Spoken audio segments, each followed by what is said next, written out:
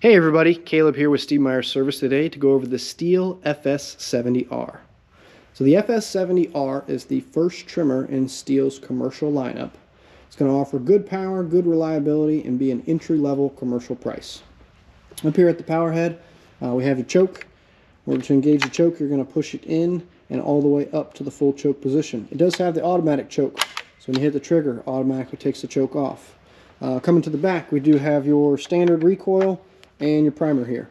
The starting procedure on the FS70 be to prime it 3 to 5 times, choke it by pushing in and up, go ahead and pull on the rope here in the back, and when it fires, go ahead and hit your trigger.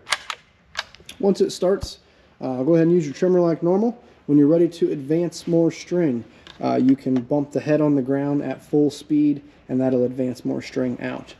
This current head is the Stihl Auto Cut 25-2.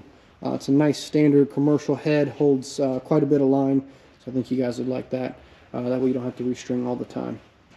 Then when you're ready to shut the trimmer down, you do have the always on kill switch here, so it acts just as that, as a kill switch.